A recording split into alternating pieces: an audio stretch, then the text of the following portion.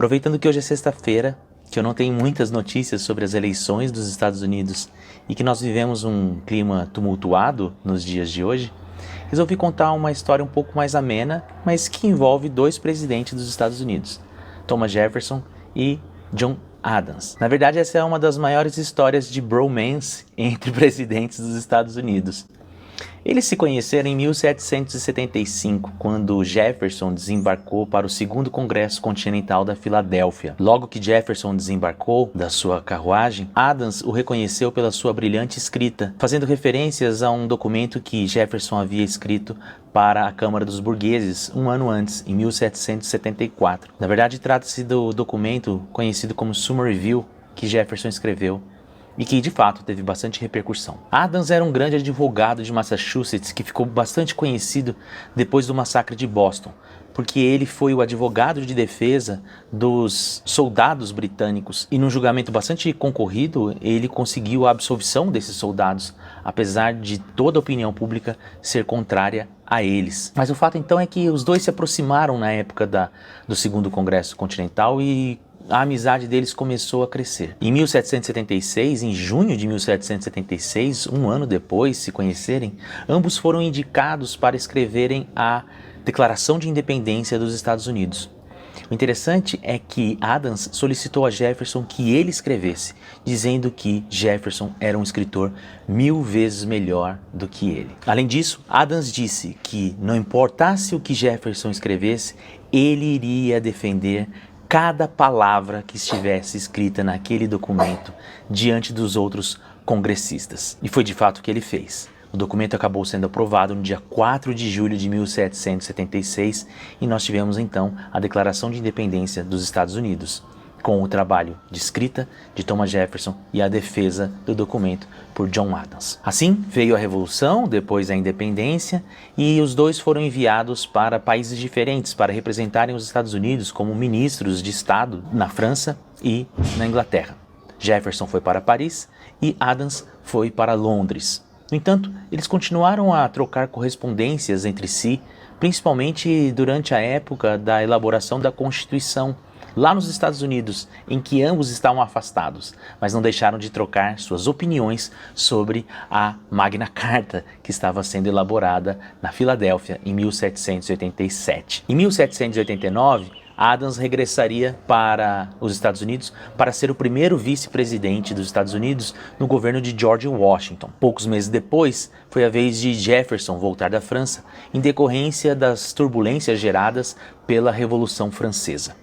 No ano seguinte, em 1790, Jefferson assumiu como secretário de Estado no governo de George Washington, cargo que ocuparia até o ano de 1793, quando, por conta de uma briga com Alexander Hamilton, o secretário do Tesouro, ele abandonaria o governo, voltaria para sua fazenda, Monticello, e fundaria o seu próprio partido. Em 1796, quando Washington decide não concorrer a uma segunda reeleição, Jefferson decide lançar sua candidatura e, dessa vez, iria concorrer justamente contra John Adams. John Adams saiu pelo Partido Federalista e Thomas Jefferson pelo Partido Republicano Democrata. Adams saiu vitorioso e Jefferson ficou em segundo lugar. O curioso é que naquela época o vice-presidente era justamente aquele que ficava em segundo lugar na corrida eleitoral. Por isso, Jefferson passaria a ser vice de Adams no seu governo. Essa disputa foi o suficiente para acabar com qualquer amizade que existia entre eles. Já nos 3 primeiros meses de governo, as farpas foram trocadas entre Jefferson e Adams, principalmente com interlocutores de outros países. Em certa ocasião, Jefferson chegou a dizer a um ministro francês que Adams era desconfiado, obstinado, excessivamente vaidoso e não se aconselhava com ninguém. O que ele não sabia é que poucos dias antes, Adams havia dito que Jefferson era uma mente azeda em busca de popularidade, muito ambiciosa, ainda que fraca, confusa, desinformada e ignorante.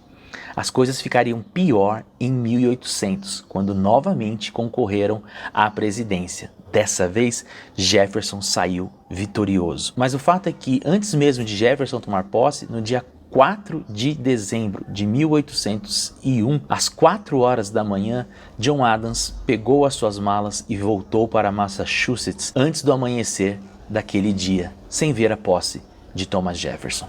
Jefferson seria presidente dos Estados Unidos por mais uma oportunidade, ficando no seu cargo até março de 1809. 4 anos depois, Adams finalmente tomou coragem e escreveu ao velho amigo, dizendo: "Você e eu não devemos morrer sem que antes nos explicássemos um ao outro."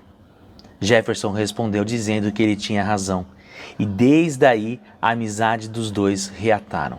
A gente comprova isso não apenas por cartas entre eles, mas também entre Jefferson e os filhos de John Adams sobre outros assuntos relacionados, por exemplo, à elaboração de biografias e assuntos do próprio cotidiano. O interessante disso tudo é que no dia 4 de julho de 1826, 50 anos depois da Declaração de Independência que os dois ajudaram a ser aprovada no segundo Congresso Continental, Adams veio a falecer aos 90 anos de idade. Pouco antes de morrer, Adams falou: "Pelo menos a América ainda tem a Jefferson."